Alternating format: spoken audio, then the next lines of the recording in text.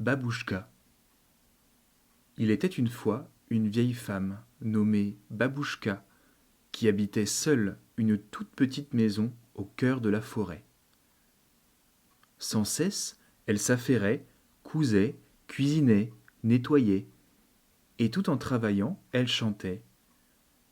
Pour se tenir compagnie, elle chantait des chansons vieilles et nouvelles, et en inventait. Elle était de nature joyeuse. La grand-route passait loin de la maisonnette, si bien que les visiteurs étaient rares. Babouchka fut donc bien étonnée, un après-midi d'hiver, d'entendre un grand vacarme dans la forêt. « C'est peut-être un ours !» se dit-elle, et elle se mit à trembler. Mais non, un ours ne fait pas crisser la neige sous ses pas de la sorte. Cette fois, c'était sûr, elle allait avoir de la visite. Elle s'empressa d'ajouter quelques bûches et de mettre la grosse bouilloire noire sur le feu. Quelques instants plus tard, on frappa fort à la porte. Babouchka sursauta. « Qui est là ?»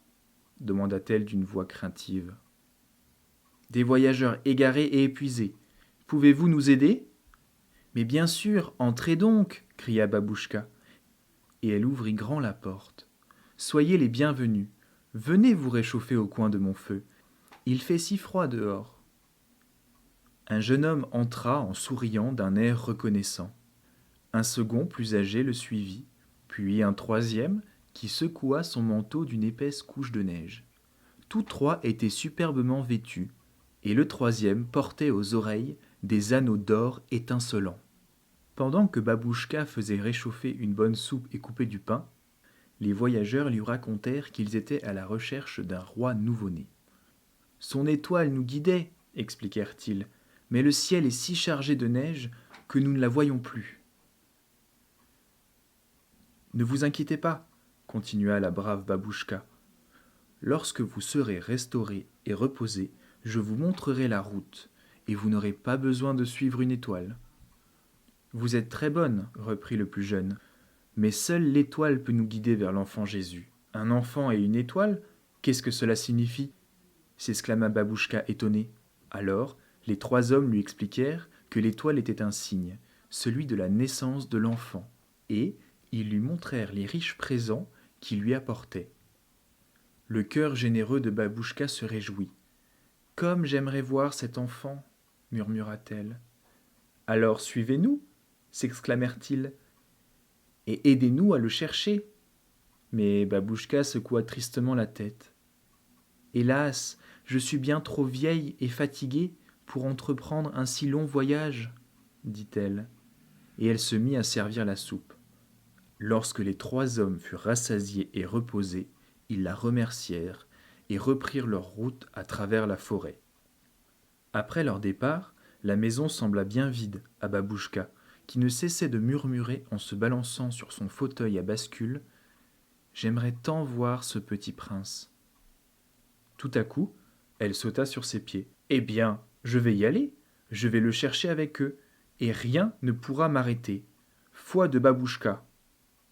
En toute hâte, elle fit un petit ballot de ses vêtements et rassembla ses plus beaux trésors pour offrir à l'enfant saint. Un petit cheval de bois sculpté, une vieille poupée, quelques pommes de pin décorées et de jolies plumes trouvées dans la forêt. Le lendemain matin, de très bonne heure, emmitouflée dans ses habits les plus chauds, elle quitta sa maisonnette. Elle s'efforça de découvrir la direction prise par les voyageurs, mais la neige fraîche avait effacé les traces de leurs pas. « Auriez-vous vu 3 rois qui passaient par là ?» demanda-t-elle à un paysan. « Des rois, par un temps pareil ? Quelle stupide question !» s'esclaffa-t-il, et il s'éloigna d'un pas lourd, l'air mécontent. Puis elle rencontra un berger. « Auriez-vous vu une étoile resplendissante ?» demanda-t-elle avec empressement. « Des milliers et des milliers, ma pauvre femme, » ricana-t-il, « juste au-dessus de votre tête, toutes plus étincelantes les unes que les autres. » Un bouvier vient à passer, qui conduisait un troupeau. « Un enfant roi est-il né par ici, ces temps derniers ?» questionna Babouchka.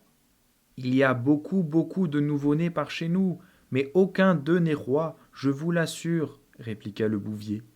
Alors elle continua péniblement sa route, arrêtant tous ceux qu'elle rencontrait pour demander « Avez-vous vu l'enfant Jésus ?» Mais nul ne put la renseigner. Aujourd'hui encore, Babouchka poursuit sa quête.